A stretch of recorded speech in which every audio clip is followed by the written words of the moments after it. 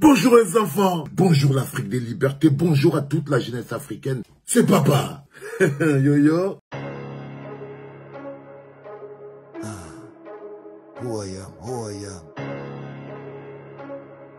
don't really know. Et je crois qu'il a beaucoup participé aussi à la maladie de Camto, donnant 50 millions de francs CFA.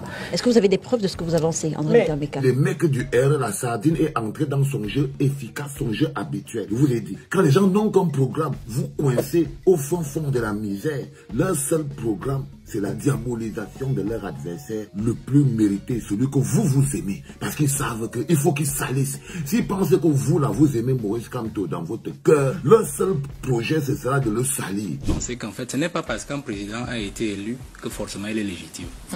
Parce qu'il peut y avoir des présidents mal élus. Comprenez? Parce qu'ils ont triché.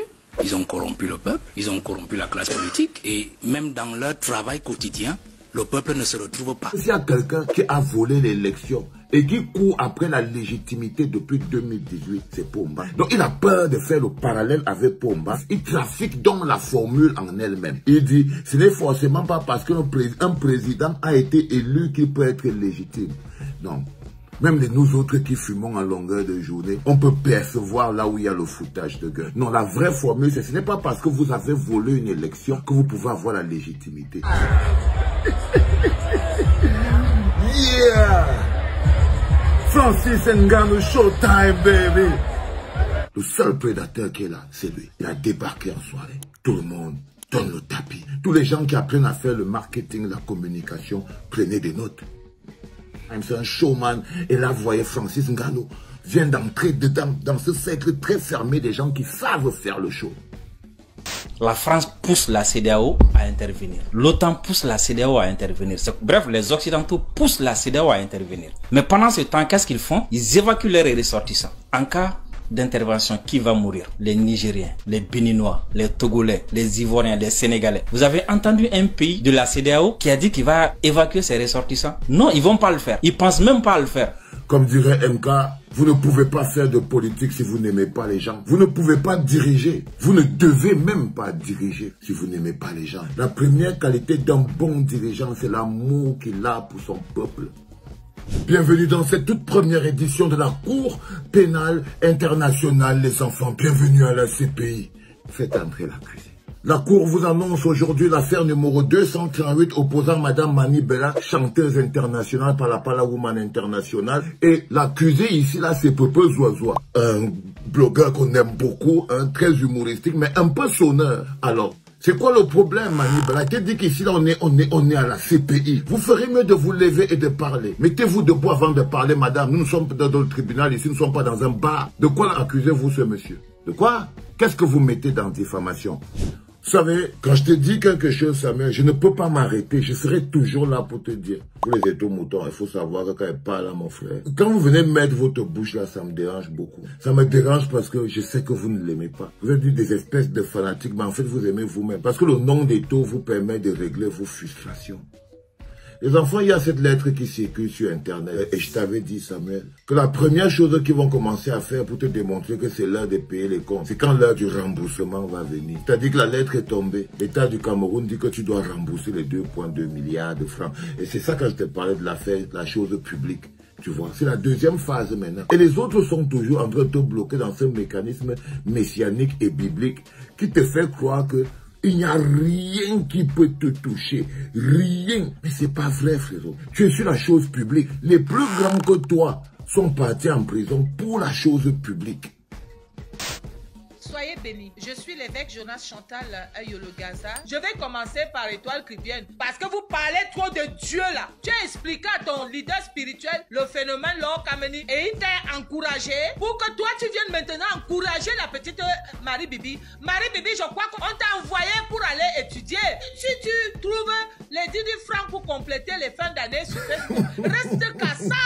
Tu es déjà Kizanga Tel Wangoman qui t'a nommé chef bandit. Ça, c'est l'ancienne go de Passai ici. Perfecto. Le sac de modérateur. Vous vous rappelez, le sac de modérateur avait sonné là-bas sinon. C'est pas ça qui dit qui est important. Nous sommes dans un pays où il n'y a pas l'eau. Il n'y a pas le courant. Il n'y a pas l'électricité. On a des grands sorcières, comme les Kalaba la sorcière, Laure Kameni. On a des grands sorcières capables de causer avec le spirituel, comme les chanteurs Yolo Gaza, là-bas au Cameroun. Ils ne sont pas capables de faire qu'une goutte d'eau coule. Mais ils sont sur les esprits des enfants. Partout en Afrique, nous en avons marre. Et puis vous venez nous parler d'immigration. C'est pas vous qui donnez du travail aux immigrés. Ne dites pas que les immigrés viennent voler votre travail. Parce que nos matières premières, si c'était exploité en Afrique, on resterait chez nous. Vous croyez qu'on viendrait ici faire quoi? Soulever les cartons, essuyer les fesses des vieilles personnes? Ça va faire 15 jours qu'ils ont pris le pouvoir. Et plus le temps passe, plus d'une certaine manière, il sera difficile de les déloger. On est vraiment dans une situation de blocage. Et alors, dans ce contexte, on peut se demander, est-ce qu'on est vraiment, une nouvelle fois, totalement impuissant par rapport à ce qui se passe au Niger? Et là, vous vous rendez quelque chose, c'est que la France elle-même n'arrive pas à croire ce qui lui arrive. Elle n'a pas vu grandir le rejet. Tu entends ce que je te dis, Olive? Vous voyez même comment le journaliste parle. Il dit qu'il y avait des Africains qui ont décidé d'aller faire partie le gars, mais ils ne sont pas partis. Le même groupe d'Africains, ils n'arrivent même pas partie de la CEDEAO. On parle des présidents, hein. Lui les appelle les Africains. Ça, c'est la France du mépris. Et celui-là est à la clinique, il est spécialement dédicacé à un message pour toi, Olive. Ce que je veux partager avec toi et que j'aimerais que tu partages avec l'ensemble du peuple français. C'est très important parce que c'est un peuple qui a de football. Samuel, est-ce que tu avais déjà entendu que les présidents de clubs sont partis porter plainte au président de la Fédération camerounaise de football un jour? Que Iya Mohamed, que Tobia Roko, que je ne sais pas, même le tout dernier. Est-ce que tu avais déjà entendu ça? Ça veut dire que ça c'est quand même extraordinaire. C'est par les enfants, quand quelqu'un est vieux, il est vieux. La CAF a reçu, ça c'est la CAF qui écrit à lui. Et ça c'est quelques jours après que Pomba t'ait demandé de rembourser les 2 milliards. Si jamais tu te retrouves en prison, ne dis pas que je ne t'avais pas prévenu, frère. La CAF a reçu des demandes écrites venant de plusieurs parties prenantes du football camerounais pour l'examen et l'enquête de certains comportements inappropriés présumés de M. Samuel Eto'o, président de la Fédération camerounaise de football. Voilà tes vrais problèmes.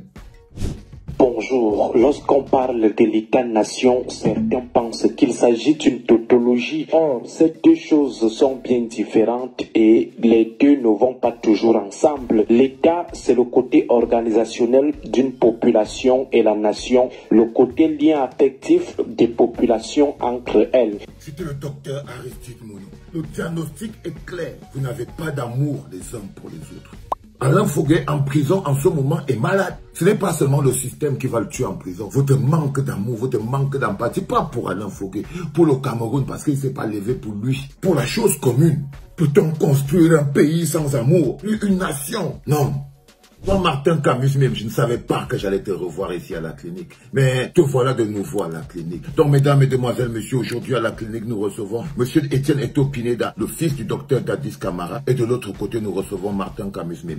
Alors, Etienne Eto'o Pineda a envoyé un message au peuple camerounais et à son père. Alors, il dit, c'est incroyable de voir comment les gens auxquels tu as permis d'être sur la carte du monde veulent te jeter par terre. Je suis désolé, mon petit. Avant que Eto'o n'arrive, Roger Mila avait déjà mis le Cameroun sur la carte du monde.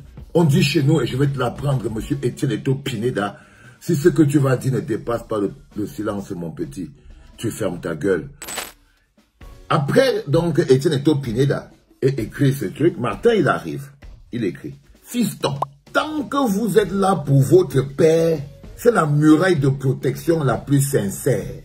À l'époque de Oumniobe et Wandje, il y avait des hommes politiques qui leur disaient tout et n'importe quoi. Donc, ils comparent Samuel Eto'o à Oumniobe et Wandje. C'est là où je vous dis qu'il a perdu un peu le contrôle.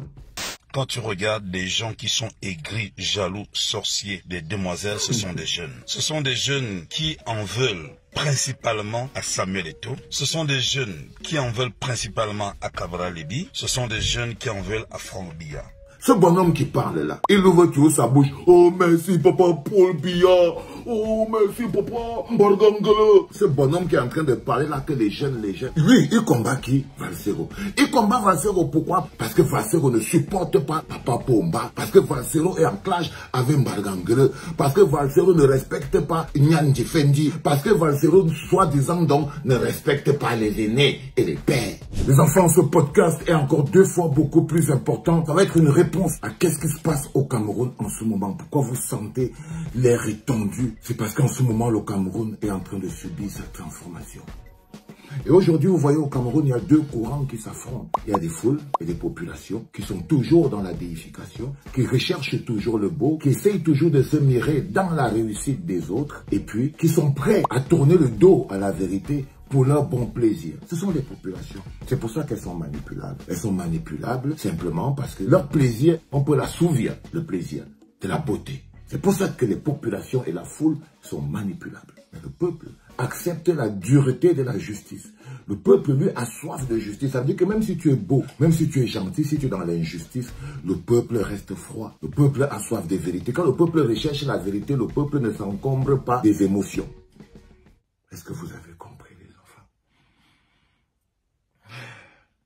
Partagez beaucoup, ok? C'était papa.